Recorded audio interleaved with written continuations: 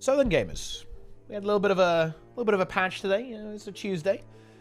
Something happened, but we also got a few things that we weren't aware of. Of course, we've got some stuff happening in World vs. World with some new rewards, and also a few little micro adjustments to some other things about Siege, the Lord, and so on. But you might be thinking, why on earth are you looking at a gem store update? Well, it's because we actually got a little bit of a teaser here that I thought would be worth to bring up, and that's actually this.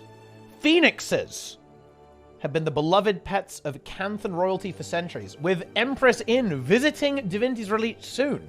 Demand for Phoenix-themed attire has taken off. You wouldn't believe how hard it was to get this many feathers. I think it's actually a little bit of a teaser here about the story coming up. And seriously, I'm not joking, right? Why, I think this actually is a little bit, a teaser in the place where you would least expect it. And I think it gives us a bit of an indication of what to expect in terms of the type of story that we're going to be getting here.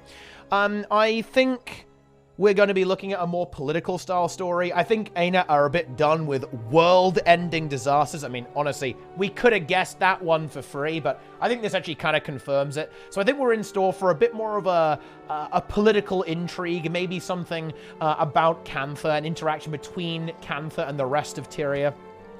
Perhaps something going on, between the different factions in that area that we're required to assist with, or something with the undead, or some of the fallout from all of the dragon stuff. So it's going to be, I think, a little bit more, a little smaller scale style of story there, a bit more human in the sense of, not the, humans, but a little bit more about different characters within the existing factions interacting, not some kind of like massive annihilating force that's going to blow the entire world up.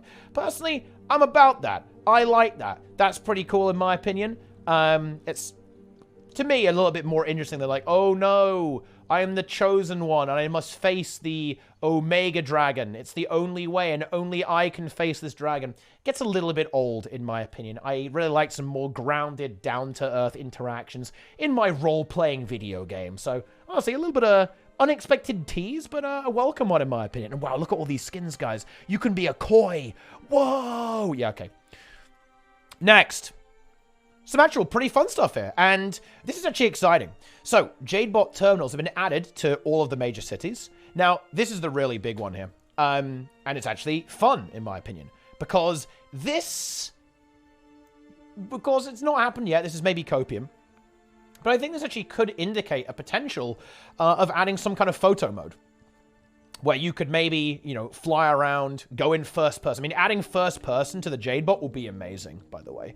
Right now, I believe you still can't go in first person mode, but eventually you will be able to, probably, maybe, at some point in the future, maybe. But we'll see about that. I think adding some functionality is really cool, because the Jadebot it's kind of one of those systems that's, like, why? It's a bit of a solution looking for a problem. It's a bit of a tacked-on gimmick with the expansion. So I think they're really trying to make it a bit more useful. They did that with the Mini, right? You can have a Mini that has your Jadebot skin following you around, so you actually have a bit more of a tangible feel for having this thing that's helping you out and stuff like that. So I think there's actually a lot of cool stuff they could do here, right? Some kind of photo mode. Other MMOs like Final Fantasy, of course, World of Warcraft has something like this as well, kind of like a selfie cam thing in that game. It's quite funny, actually. But yeah, it's crazy, right? Like in the Guild Wars 2 fashion game, we don't have a proper, fashion show-off mode. So I think this actually could be nudging that in that direction, right? Now we have access to this flying thing, basically, in all of these core cities. They could, of course, add this to other areas if they wanted to. All that kind of stuff. Hell, they could even make it so you could, like, deploy your own temporary little thing. Although that would probably have a lot of issues, because they were very careful about making sure that you can't break the game too much with this Jadebot, and I imagine having to do that in literally every map in the game probably wouldn't be that much fun. So I think it will remain limited to cities, but still some very cool potential there, I think, actually, for turning this feature into something that's kind of cool, right? And helps players create something, not just in the game, but also outside the game as well. So that's a fun one. They fixed a bunch of bugs. I've actually been crashing recently. In fact, just today, it crashed my entire PC. Seriously, guys. I just got into World vs. World. I've been in the queue. I've been like, let's go. I'm ready to try out these new rewards. Let's get my 8 gold. I'm ready. My game crashed and it killed my entire computer. Seriously. That's not even a joke. There definitely are a few teething problems, and that's, I imagine that's expected when there are some engine changes and some tweaks happening to the game. So you can see that they're hammering the bugs. They're pounding them all over the place to make sure that goes away. And I imagine that there will be a point where it becomes very, very uncommon. But as I understand it, quite a lot of players have been having crash issues recently. And doubtless that's because, again, of the engine updates. So good to see them continuously chipping away at all of that. Good stuff there. You love to see it. And now it's the World vs. World stuff. It's actually here. And honestly, I think the best way is to actually show, not tell in this regard. We've just got the achievements up right here. It's in the weekly World vs. World category. And these are our options. We've got take 10 towers, 5 keeps, get Stonema's Castle, 5 ruins, kill 50 players, 15 Doliacs, and 15 camps. So, and then after that, you get 8 gold. And then you can see here, ooh, and this is fun too, by the way. We get badges of honor, tomes of knowledge, resonating slivers, and potions of World vs. World rewards too.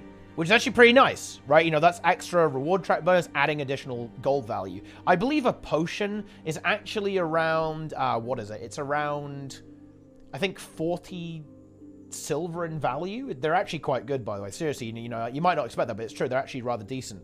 They're surprisingly high value in terms of how much gold they have. So it's a really nice bonus to have every week. And hey, you're almost certainly going to get this. I mean, look at this stuff. You're definitely getting, you know, you're definitely getting 50 kills. That's easy. Camps, ridiculously easy. Doliac, ridiculously easy. Towers, ridiculously easy. Ruins, ridiculously easy. So 5 of them are trivial. The only 2 that potentially, you know, it's going to be a bit dependent on what's going on, especially Stonema's, right? Stonema's can potentially slow you down if, you know, one server's camping it, because servers like to camp SMC, right? But so that might be a little bit inconvenient. Sometimes you might struggle to get this one, but that's why they made it so that you can always skip one, right? It's a 2 out of 6, right? So you don't need to do all 7 of these. You can basically skip SMC if you need to, or you can skip keeps if you can't get keeps for whatever reason.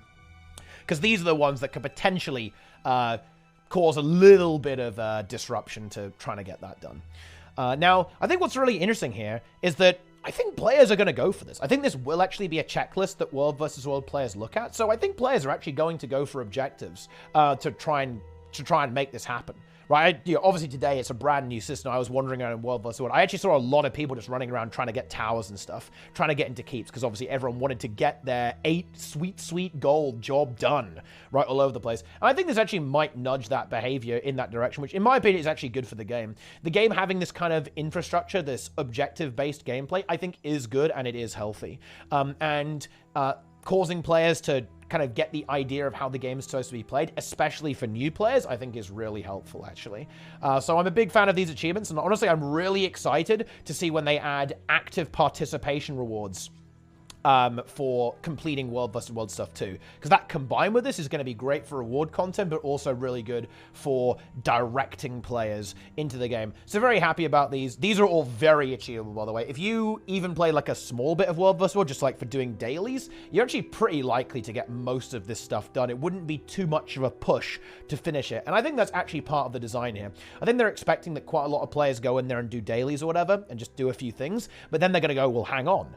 I'm nearly done with my weekly, so I might as well get in there and finish it off, right? And then boom, you know, I get my tones of knowledge, potions of World vs. World, I get badges of honor, and you get your tokens as well. 8 gold? Hell yeah. I mean, 8 gold's quite a lot. That's pretty good, huh? So I can definitely see players really going for this. I think this is a pretty well-designed thing, and very in reach too. It's not utterly like, oh, 2 seconds and job done, but it's also not a really big grind. These are all very, very reasonable in terms of things that you could get done in a week, right? I mean, I guess you could say maybe it could be 3 keeps, but honestly 5 is perfectly acceptable in my opinion. And you can see what they've done here as well. They're pretty clever with this stuff. Not only do every single one of these give you extra potions. I believe it's 2 potions each, I think, with these things, which is really nice, by the way. That's a potential, what, extra 12 potions if you get, well, actually more, right? Because I imagine, yeah, we have this. We have transcendent chests here. In fact, I guess I could log on to my other guy that probably has some of these things.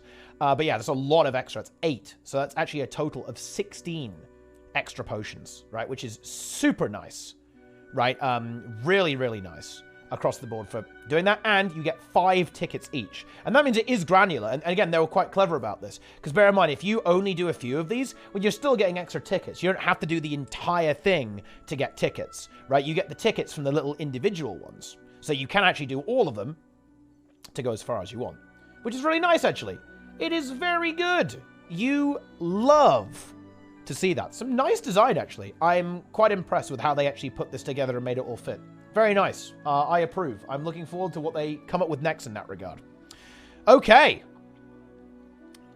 And it resets at some point. Then we actually see what they did with Siege. So, health pool of Ballista and Rams are up by 25% and 33%. And this is just pretty big because it just makes attacking stuff easier. Rams are pretty important, especially if you're kind of dealing with golems too, because they actually apply a structural vulnerability effect that makes the gate take more damage, so you can blast down stuff. It's very good for rushing, right? You can rush down stuff very quickly with Rams because they have very, very high DPS, especially when you combine it with golems and shield batteries, for example. And bear in mind, catapults won't knock you off anymore. That's another buff to Rams because you can't get knocked off. And check this out, you've got 10 seconds of Ironhide and it's in a 600 radius. So that means that essentially while you're under siege breaking through a gate, everyone is going to have a significantly higher uptime of taking 50% less damage. This can also be good to receive pushes because you can actually use Rams, of course, just for Ironhide. So you can put a Ram down, right? And then use the Ironhide and give everyone damage reduction too, which is pretty cool, I think. Bit of niche utility there as well. And in general, they just made the range on ballistas a bit longer, and that means it's going to be easier to kind of take out siege within an objective using these things. Because that's what they're for, right? Ballista are partially for that. They're like an anti-siege weapon, right? Both offensively and defensively, of course. Right? You can use the sniper catapult that's shooting your tower, but you can also use it to take out an arrow cart or take out a trebuchet inside. So making that is, again, going to make things a little bit easier when it comes to siege breaking, and therefore hopefully dissolve the stalemate situations that happen quite frequently and can lead to somewhat frustrating and quite boring gameplay where people kind of almost prefer not to even engage in the siege whatsoever. So yeah, there you go. That's pretty cool stuff there, I think, for World vs. World. I think that will actually help the game mode start becoming a little bit, you know, more mobile in terms of objectives, a bit more fun as well. The Warclaw chain pull is now 2,000 to 4,000, and the movement speed buff is 600. That's actually really nice. Honestly, I actually don't think the Warclaw chain pull is actually that relevant, to be perfectly honest with you. I don't think so, anyway. I don't see you really making any relevant use of that, but this is really nice. This is going to help out new players a lot, because basically this buff says if you're near someone who's got this mastery, you run at the same speed as the Warclaw. Now that radius is going to be bigger, so it's going to be a little bit harder for a new player who doesn't have the mount, for example, to get left behind, which is really nice. I think just a pretty, you know, pretty solid quality of life thing there as well. And also, there's more World vs. World quality of life. Look. Camp supervisors are larger. Doliacs have 50% more health. Keep lords are also bigger too. I mean, this is just, well, it's exactly what it says on the tin, right? It's to make it easier to locate in combat, especially if they're dead, for example, and they're maybe being revived, or just see them in the midst of the giant blob. Pretty cool. Pretty cool stuff, actually. And also, camp supply, they actually went they went pretty hard on this, right? 50% more supply held, and, they added 50% to the passive supply gain for camps. This makes holding camps very, very important, especially as they reduced the supply in keeps and Stone Mist Castle in particular, as you can see here. And the storage expansion has also been nerfed too. And they've also buffed the Yaks. This is actually a big deal. And their goal here, I think in line with the weekly achievements, is to incentivize objective-based play, both with reward structure, but also in-game systems. They're saying, well, now it's not necessarily going to be good enough to actually just bunker down, because you're going to run out of supply a fair bit quicker. Right? So you're going to have to really think about controlling these camps and leaving your castle. Otherwise, you're going to actually just get bled dry relatively quickly. But on the other hand, if you're actually really, really smart about it, it's going to make defending easier for you. If you have really good camp control while you're trying to defend a key objective, great news. Now you're going to be getting loads of supply into your key objectives like your towers, your keeps, and Stone Mist Castle. That's going to keep your siege engines going and allow you to continuously develop more defenses. And this is, of course, true for the attackers as well, because the attackers want to continuously build siege, right? And, you know, take down things, build rams, have stuff for golems, from golem rushes, all that kind of stuff, and, of course, defend their own objectives. So this means that attackers want to not only cut off supply from their opponents, but also make sure that behind their lines, they aren't getting backcapped, right? If you're, you know, waging war on a server, if that server takes all of your camps, well, you might run out of supply. You won't be able to continue your assault. And this is the ultimate goal here, which I think I'm actually very much in line with the way I think World War can become really interesting, is speeding up the game mode. This is basically speeding up the game mode, right? And accelerating the siege and the objective process in order to make it, well, honestly, just feel a bit more dynamic, a bit more exciting, right? These changes definitely help with that. There's definitely a lot more work to do. I think looking at siege balance, looking at Lord hit points and scaling, for example, is definitely worth thinking about. Thinking about stuff like how gliding works, defender's advantage, like gliding, warclaw, all that kind of stuff. These things need to be balanced as well and definitely carefully considered. But the changes with rams, the catapults not knocking you off rams anymore, this is really, really big.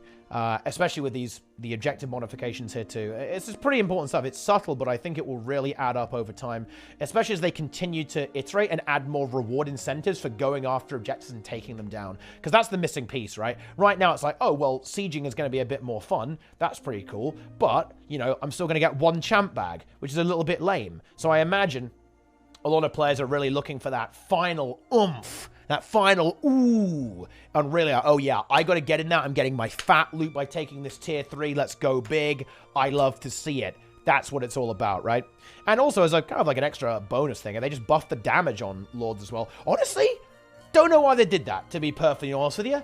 I think they're maybe wanting it to be a little bit difficult to kind of go for a really sneaky solo cap.